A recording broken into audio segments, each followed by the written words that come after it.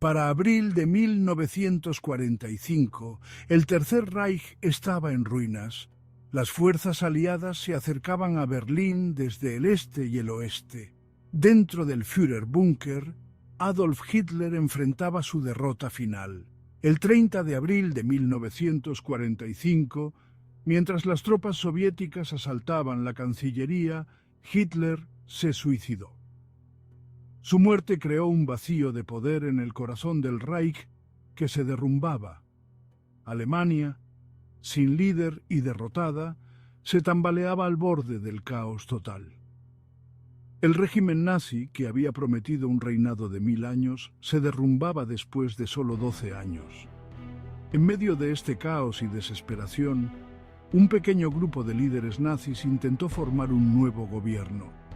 Esperaban negociar un acuerdo de paz con los aliados y salvar algo de los restos del Tercer Reich. Sus esfuerzos serían inútiles, pero la historia del gobierno de Flensburg ofrece una visión fascinante de los últimos días de la Alemania nazi. En su última voluntad y testamento, Adolf Hitler nombró al gran almirante Karl Dönitz como su sucesor. Dönitz, comandante de la Kriegsmarine, era un oficial naval condecorado. También era un leal nazi que creía en continuar la lucha contra el bolchevismo. Dönitz fue una elección curiosa para Führer. A diferencia de muchos en la jerarquía nazi, no había estado directamente involucrado en la política. Su experiencia estaba en la guerra naval, no en gobernar un imperio que se derrumbaba. Sin embargo, aceptó el manto del liderazgo con el corazón apesadumbrado. Formó un nuevo gobierno en la ciudad de Flensburg, en el norte de Alemania, cerca de la frontera danesa. Esta ubicación fue elegida por su relativa seguridad y la presencia de tropas alemanas todavía bajo el mando de Dönitz.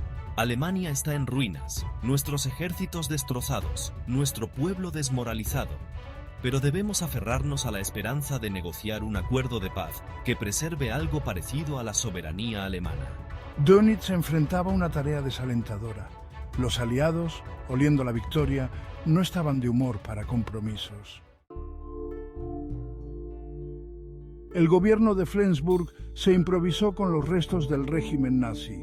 Incluía caras conocidas como Albert Speer y Joachim von Ribbentrop. Dönitz intentó distanciar a su gobierno de los peores excesos del régimen. Liberó a algunos presos políticos y ordenó la destrucción de documentos incriminatorios. Hizo propuestas a los aliados occidentales, esperando explotar divisiones con la Unión Soviética. Debemos intentar asegurar una paz negociada. Sin embargo, sus esperanzas no eran realistas. Los aliados habían acordado en Yalta que solo una rendición incondicional sería aceptable. Una de las acciones más significativas emprendidas por el gobierno de Flensburg fue la Operación Hannibal. Esta operación naval masiva tenía como objetivo evacuar a las tropas y civiles alemanes atrapados en Prusia Oriental y a lo largo de la costa báltica.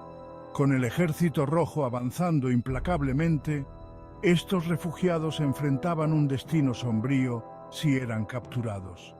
Dönitz, un comandante naval hasta la médula, dedicó todos los recursos de la Kriegsmarine a la Operación Hannibal. A pesar de enfrentar constantes ataques de submarinos y aviones soviéticos, los barcos alemanes lograron evacuar a cientos de miles de refugiados. Esta operación, aunque finalmente no logró detener el avance soviético, es un testimonio de la valentía y la resistencia de los marineros alemanes involucrados. Sin embargo, la Operación Hannibal también demostró las limitaciones del gobierno de Flensburg. Si bien podía intentar aliviar el sufrimiento, no podía alterar la realidad fundamental de la derrota de Alemania. A medida que los días se convertían en semanas, la posición del gobierno de Flensburg se volvía cada vez más insostenible. Los aliados, sospechosos de las intenciones de Dönitz y decididos a imponer una rendición incondicional, ejercieron una presión implacable sobre el nuevo gobierno. Las divisiones internas debilitaron aún más al gobierno de Flensburg. Algunos miembros, como yo, estaban a favor de cooperar plenamente con los aliados, con la esperanza de mitigar la severidad de los próximos términos de paz. Otros, incluido el propio Dönitz, se aferraban a la creencia de que Alemania aún podía negociar un resultado más favorable. Estas divisiones, que reflejaban el desorden más amplio dentro de los restos del régimen nazi, obstaculizaron la capacidad del gobierno para presentar un frente unido. Los aliados, sintiendo debilidad, se negaron a entablar negociaciones serias. Exigieron una rendición incondicional, nada menos. Mientras tanto, la situación en la propia Flensburg se volvió cada vez más surrealista. Confinados a un pequeño enclave, rodeados por tropas británicas, los miembros del gobierno de Flensburg vivían en un extraño limbo. Continuaron reuniéndose, emitiendo decretos y manteniendo la pretensión de autoridad, pero su poder era ilusorio.